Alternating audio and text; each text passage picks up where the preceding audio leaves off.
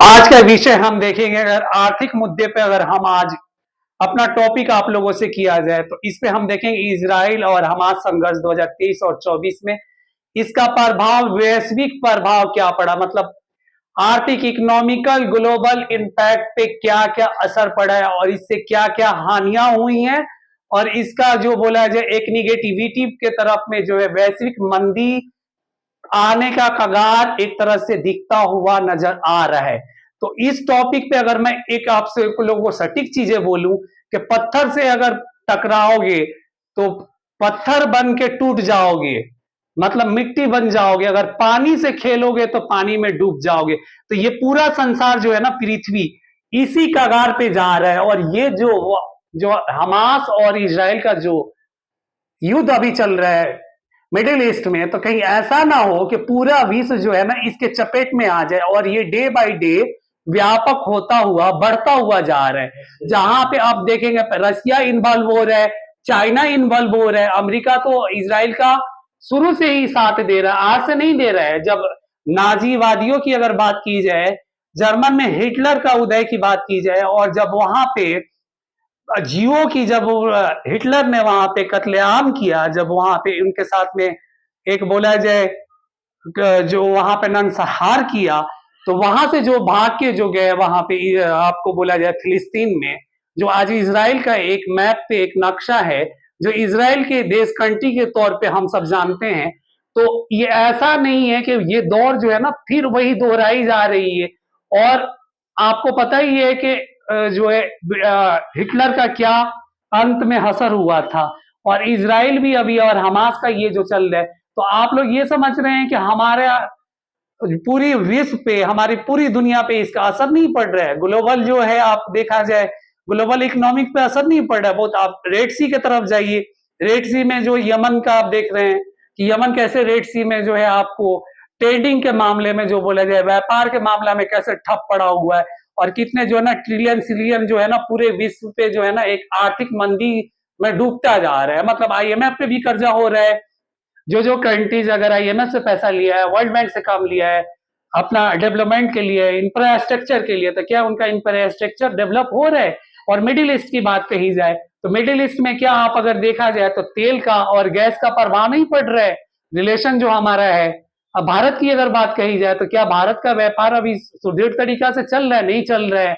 और भारत भी जो बोला जाए, मिडिल ईस्ट की बात कही जाए, एशिया की बात कही जाए और विकासशील देश की बात कही जाए, तो इनडायरेक्ट वे में विकासशील देशों को उलझाना है। और अब जहां पे मिडिल ईस्ट में रसिया इन्वॉल्व हो रहा है, चाइना इन्वॉल्व हो रहा है, अमेरिका तो ऑलरेडी यही है। आप इधर देखिए, आप ईरान भी इसमें इन्वॉल्व हो गया, इधर में इराक भी इन्वॉल्व हो रहा है, सीरिया भी है, आपको लेबनान भी है। तो ये जो है ना व्यापक बढ़ता जा रहा है। कहीं आने वाले टाइम में ऐसा नहीं है कि हर कंट्री जो है ना इसके चपेट में आ जाए।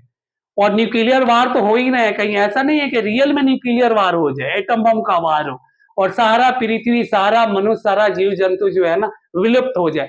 मतलब आपने जब सुना सुना होगा हड़प्पा सभ्यता के बारे में, कि एक सभ्यता वो भी थी जब विलुप्त हुई, बाढ़ के कारण हुई, जो बोले हुड़ों के आक्रमण के कारण हुई। जो बहुत सारे विद्वानों ने, इतिहासकारों ने जो अपना अपना मत दिया है, सूखा के कारण हुआ, घोड़ों के आक्रमण के कारण हुआ। तो ये कहीं ऐसा नहीं है, प्राचीन बेबीलोन की सभ्यता को आप देखिए, मेसोपोटामिया की सभ्यता को देखिए, कहीं ऐसा ना हो कि ये भी सभ्यता जो है ना विलुप्त के कगार पे ही जा रही है। और उधर में आप रसिया और यूक्रेन का भी वार देख ही रहे हैं आप, कैसा चल रहा है। रसिया जहां पे आपको मिडिल ईस्ट में अपना इम्पैक्ट, सैन्य इम्पैक्ट बना रहा है, चाइना अपना ग्लोबल इम्पैक्ट जो बोला जाए इकोनॉमिकल इम्पैक्ट बना रहे हैं, आपको जो बोला जाए वहां पे आर्थिक तौर पे अपना जो है वहां पे एक मार्केट सृजन कर रहे हैं। तो ये सब चीजें, ऐसा नहीं है कि रशिया ने सैन्य बेस भी सीरिया में बनाया हुआ है, अमेरिका का तो ऑलमोस्ट सैन्य बेस है ही है आपको पूरा मिडिल ईस्ट में। तो वहां पे कहीं ऐसा नहीं है कि अमेरिका का जो चाल है, और देखिएगा ये आने वाले अमेरिका का जो चाल है ना, अमेरिका पे बहुत भारी पड़ने वाला है। रसिया और चाइना मिलके वो खेल खेलेंगे एशिया में कि जो है ना अमेरिका जो है ना नाक से दम से पानी पिएगा। ये अमेरिका की नहीं, क्योंकि अमेरिका में खुद क्राइसिस है यार। अमेरिका के अंदर देखिए, अमेरिकी की पब्लिक खुद रोड पे आ गई है, वो खुद अमेरिकन गवर्नमेंट के मैनिफेस्टो के अकॉर्डिंग जो है वो नारेबाजी कर रही है, प्रोटेस्ट कर रही है। अब ट्रंप आए हैं तो लग रहा है कि कुछ जो है ना स्थिति थोड़ी सुधार होगी, क्योंकि थोड़ा मेरा मानना है कि ट्रंप थोड़ा उदारवादी नीति अपनाएंगे और थोड़ा सा उनका स्वभाव से, क्योंकि वो एक पहलवान है ना, रेसलर हैं, और WWE पे उन्होंने चैंपियन भी बहुत सारे ऐसे ऐसे बड़ी कीर्तिमान अपने जो है ना वर्ल्ड हेवीटेक का नाम अपने नाम किया हुआ है। तो इसके अकॉर्डिंग अगर देखा जाए, आप ट्रम्प की पहले की ट्यूनिंग आप देखिएगा। चलिए, ये तो रह गया आप लोगों का एक शुरू में। अब हम चलते हैं अपने टॉपिक की तरफ।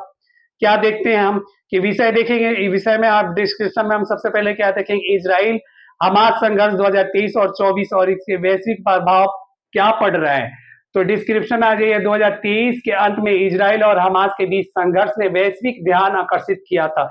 इस संघर्ष में शुरुआती गाजा पट्टी से हमास द्वारा किए गए एक बड़े हमले से हुई, और इसके जवाब में इजराइल ने गाजा में बड़े पैमाने पर सैन्य अभियान चलाया। इस टकराव ने न केवल क्षेत्रीय स्थिरता को खतरे में डाला, बल्कि वैश्विक शक्ति संतुलन और मानवाधिकार के मुद्दे पर भी सवाल खड़े किए हैं।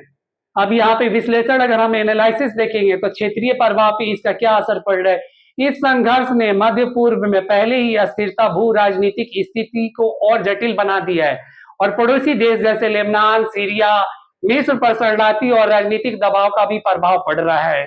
वैश्विक शक्ति संतुलन की अगर हम बात कहें तो अमेरिका और यूरोप संघ द्वारा इजराइल का समर्थन, ईरान एवं अन्य इस्लामिक देश द्वारा हमास का अप्रत्यक्ष समर्थन, मतलब अमेरिका, जर्मनी जो है आपको, या फिर यूरोप के नाटो देश जो है वो इजराइल को सपोर्ट कर रहे हैं। तो इधर जो इनडायरेक्ट वे में इस्लामिक कंट्री, मतलब क्या, ईरान और मिडिल ईस्ट की जो कुछ कंट्री जो है वो आपको इनडायरेक्ट वे में हमास का, फिलिस्तीन का समर्थन कर रहे हैं। और भारत का पक्ष जो है ना, अभी तक कोई साफ सुथरे तौर से किसी के एक पक्ष में नहीं आया। भारत हरदम रहा है। आपने पता होगा कि जब भारत को फ्रीडम, जब आजादी मिली थी, तो भारत ने क्या बोला था, धर्मनिरपेक्ष राष्ट्र बनाया, और उसने शांति में विश्वास रखा अपना। तो उसी शांति के विश्वास में ये भारत ये भी आह्वान करता है कि ये जो अभी जो चल रहा है जंग, जो युद्ध हो रहा है, इसको मध्यस्थ करके और एक शांतिपूर्वक इस का निवारण करना चाहिए। आप अटल बिहारी वाजपेयी का अगर आपने 93, 92, 94 का अगर उनका कार्यकाल आपने देखा होगा, तो अटल बिहारी वाजपेयी का कर्तव्य देखिए। और वैसे भी भारत गवर्नमेंट जो है, इंडिया गवर्नमेंट है, एक साफ सुथरी अपने जो है ना इंटरनेशनल रिलेशनशिप को, जो अपना वैश्विक संबंध को उजागर करती है और दोनों पक्षों को मध्यस्थ करने की बात करती है। तो ये 2001, 2 और 3 की जब आप बात कहेंगी तो उस टाइम का भी आप थोड़ा सा देखिएगा।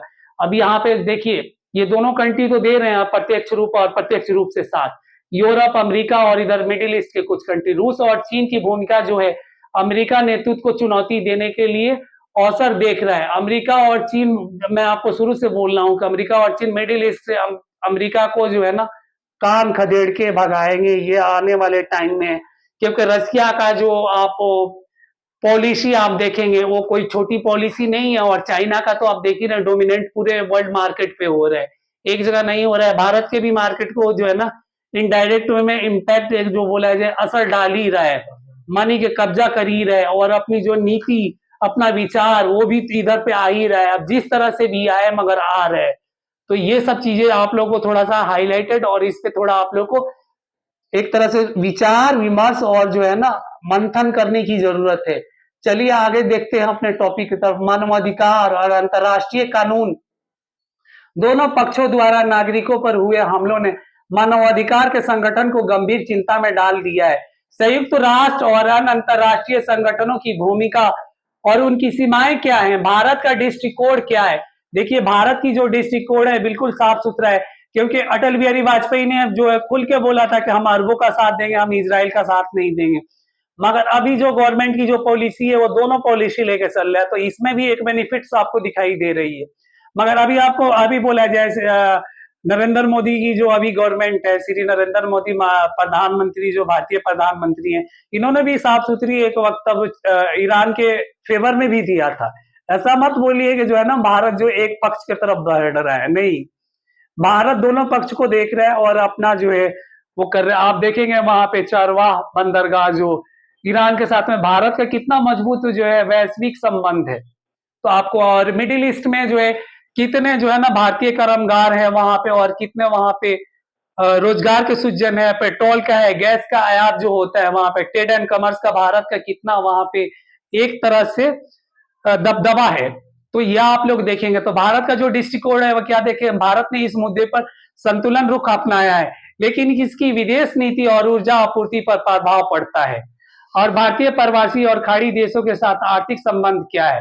तो आपने आर्थिक संबंध देख लिया, यहाँ पे ऑयल को आपको दिखाना है, गैस को दिखाना है, एनर्जी सेक्टर दिखाना है आपको, गोल्ड मार्केट में दिखाना है, और जो यहाँ से फल सब्जियां, जो यहाँ से व्यापार जो होता है तो वो दिखाना है। और जो है देखिए वहां पे जो है ना गैसों की आयात हो रहा है। और आपको ये बता दूं कि जो गाजा में जो अभी हो रहा है और इजराइल जो कर रहा है, क्या वो सही है? आप बताइए। जेनोसाइड जो हो रहा है वो सही है? जो खुद इजराइल के साथ में जो हुआ था जर्मनी में, क्या वो सही नहीं था ना? वही चीजें इजराइल आज कर रहा है।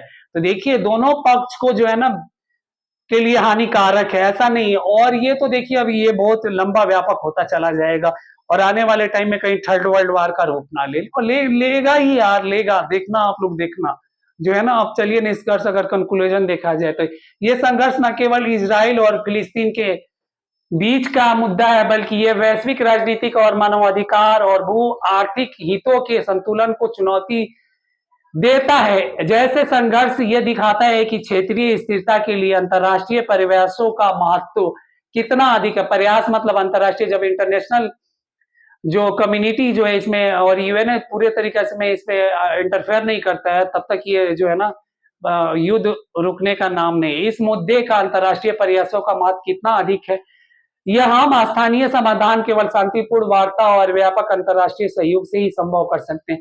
अब इसमें आईसीजे का क्या महत्व है? दोनों तरफ से है। आईसीजे का महत्व क्या है? इंटरनेशनल जो है, जो आपको इंटरनेशनल जस्टिस जो बोला जाए, इंटरनेशनल कोर्ट ऑफ जस्टिस की बात कही जाए, तो वो क्या इस पे कदम उठाता है। और क्या आपने इराक का तो देखा होगा आपने क्या हाल हुआ, और अभी मिडिल ईस्ट, ये मान के चलिए अगर मिडिल ईस्ट अगर पूरी तरीके से क्षतिग्रस्त हो जाता है तो अभी फिर क्या इसका पूरे भारत पे भी और पूरे वेस्ट पे क्या असर पड़ेगा, आप ये सोचिए। मतलब पेट्रोल का जो हो गया, आपको गैसेस का हो गया, पेट्रोल का हो गया, या बहुत सारी ऐसी चीजें जो ट्रेड एंड कॉमर्स की बात कही जाए तो वो तो पूरा उधर आपने देखा ही है कि यमन रेड सी में क्या चल रहा है। मतलब वहां पे आपको आपको अरेबियन सागर में आप देख ही रहे हैं, लाल सागर में आपने देख ही लिया है, और फिर इधर में आप कैस्पियन सागर की तरफ आप आ गए तो वहां पे भी आप सब देख ही रहे हैं, सब कुछ आप लोग के आंख के सामने ही है। अब डिस्ट्रिक्ट कोड के अगर महत्व अगर हम देखा जाए, अंतर्राष्ट्रीय संबंध, सुरक्षा और मानवाधिकार की बात कही जाए तो आज तो इस पे हम ये बात कहेंगे, ऐसे राष्ट्रीय जो संतुलन क्षेत्रों में शांति स्थापित में भारत की भूमिका क्या है, समकालीन मुद्दे, संघर्षों को वैश्विक और व्यवस्था, तेल की कीमतों पर भारतीय प्रवासियों पर प्रभाव पड़ेगा ही पड़ेगा। और ये जो है ना इन पर आप देखना भी पड़ेगा हमें कि कैसे कैसे जो है ग्लोबल इकोनॉमिकल इम्पैक्ट पे कितना जो है ना एक तरह से वैश्विक मंदे की तरफ खींच रही है ये जंग जो बोला जाए, यह युद्ध। इधर यूक्रेन और जो आपको बोला जाए